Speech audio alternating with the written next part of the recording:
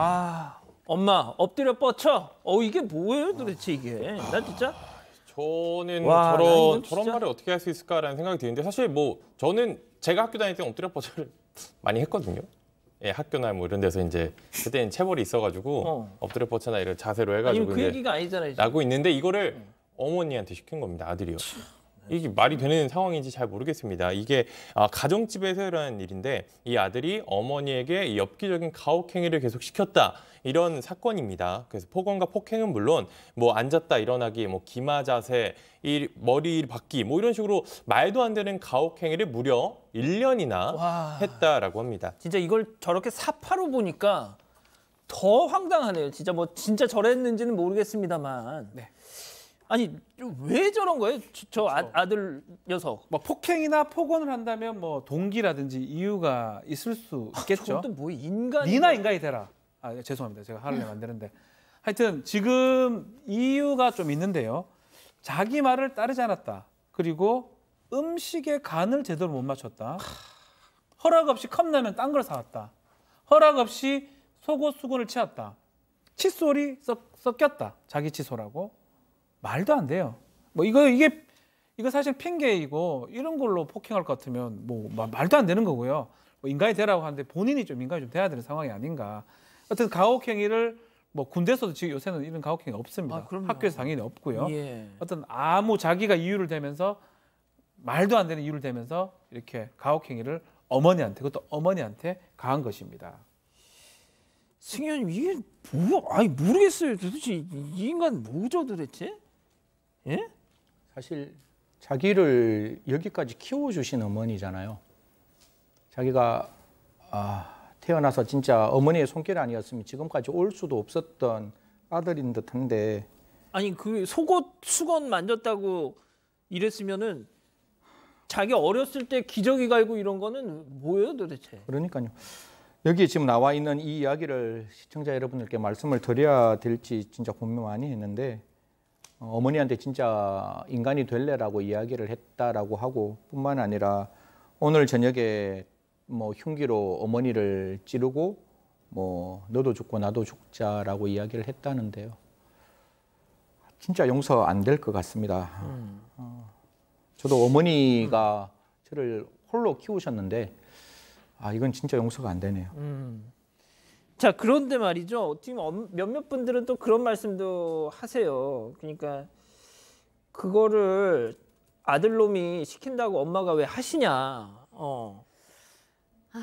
네. 어떨까요? 이게 쉽지 않죠. 이게 저는 좀 구체적으로 이 사람이 일단 폐륜의 행동을 한 건 확실합니다. 근데 이제 그 심리적인 근원이 어떤 정말로 못된 폐륜에서 오는 건지 아니면 어떤 심리적인 병에서 오는 건지는 좀 구체적으로 알고 싶다는 어떤 생각이 좀 하나 들고요. 예. 일단 어머니가 왜 그 폭력에서 벗어나지 못했을까만 말씀을 드리면 우리가 가정폭력 하면은 대부분은 남편이 아내와 아이들에게 폭력을 가하는 것만 생각을 하시잖아요. 근데 생각보다 굉장히 부모 학대가 많습니다, 요즘. 그래서 이 나이 드신 연로하신 아버님이나 어머님에 대한 학대가 많은데 여러 이제 뭐 딸도 될 수 있고 아들도 될 수 있고 며느리 사위 다 될 수 있지만 아들의 비율이 가장 높죠. 근데 그 아들이 예를 들어서 마음을 먹고 연로하신 어머니를 때리거나 학대를 하려고 맘먹으면 그게 힘으로 되지가 않아요. 그런데다가 심리적으로도 예를 들면 이 어머니들은 아들에 대해서 아무리 잘해줬어도 늘 못해준 것 같고 내 탓인 것 같은 그런 죄책감이 있기 때문에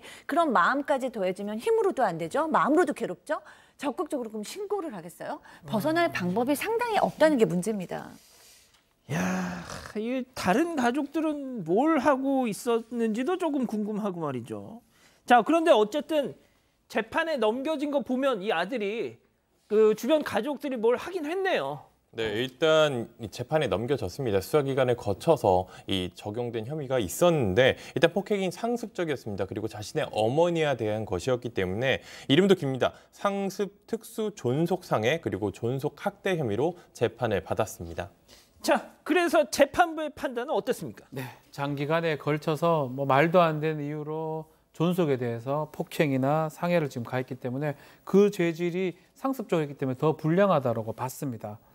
자, 그렇지만 뭐 실형을 선고하지 않고요. 징역 3년에 집행유예 5년을 선고하면서 80시간의 이 치료 강의를 수강하고 120시간의 사회봉사 명령을 내렸는데 아마 가장 컸던 거는 어머니의 처벌 불원의 의사가 컸던 것 같아요. 우리 뭐 영화 중에 아주 유명한 영화 기억할 겁니다. 공공의 적. 예, 예. 거기 보면 자신을 살해하는 그건 뭐 영화니까 살해하는 아들의 그 증거를 이렇게 먹어버리는 모습이 나와요. 그거를 좀 생각해 보면 이 어머니가 처벌 불원했기 때문에 실형이 나지 않고 집행유예 난 것으로 좀 보입니다. 그러니까 부모의 심정이야 그럴 수 있다고 쳐도 박 변호사님 네. 재판부가 이거 그래도 그럼에도 불구하고 이 녀석은 정신 좀 차려야 된다 뭐 우리 사건 반영 항상 이 딜레마죠. 이게 형이 작다라고 형량이 너무 작다라고 우리 양원보 진행자 뭐 이도성 기자는 얘기하고 변호사들은 그냥 반반 이렇게 얘기하는데 이 폭행죄에서 가장 중요한 거는 피해자의 의사거든요. 그거를 아마도 재판 과정에서 어머니가 나와서 울면서 내가 잘못 키운 거다. 내가 잘못된 것이다. 막 그거를 재판부에 계속 선처를 호소를 했던 걸로 보입니다. 그래서 고개를 절레절레 저도 사실은 여기에 대해서는 참 좀 더 처벌이 좀 해도 되지 않나 이런 생각이 들면서도 그 선처 호소가 많이 받아들여진 것 같아요. 그러다 보니까 제일 센 거예요. 집행유예 중에 3년에 5년이 집행유예 제일 상한입니다. 그래서 그렇게 한 거고 거기에 부수해서 수업도 좀 듣고 봉사 좀 하라라고 법원에서 어머니의 눈물을 외면 못했던 걸로 저는 생각이 듭니다. 자, 그런데 여기서 충격적인 사실 이 아들이 말이죠. 집행유예로 나온 아들이 다시 어머니랑 함께 살게 된 이거 분리를 시켜야 되는 거 아니에요? 분리하는 게 원칙이죠. 원칙이고 사실 지금 제가 이 가정의 구성원을 정확하게는 모르겠어요. 그래서 만약에 이 큰아들만 경제력이 있고 나머지 그 아이들이 경제력이 없으면 어머니를 부양을 해야만 하는 사람이 아들일 수가 있잖아요. 그러면 아들이 있어야 어머니가 부양을 받을 수 있으니까 아마 집행유예를 했을 수 있다는 가능성을 먼저 말씀을 드리고 그럼에도 불구하고 그 아들이 잘못했는 행동에 대해서는 부양이라는 경제적 요건 때문에 그 사람을 집행유예 시켜준다? 이거는 사회가 그 어머니를 돌보는 게 더 맞다고 생각하고 꼭 한 가지 이 아들에게 제가 꼭 말씀드리겠습니다. 지금 저 집행유예 뒤에 나와 있는 게 징역 3년에 집행유예 5년이잖아요.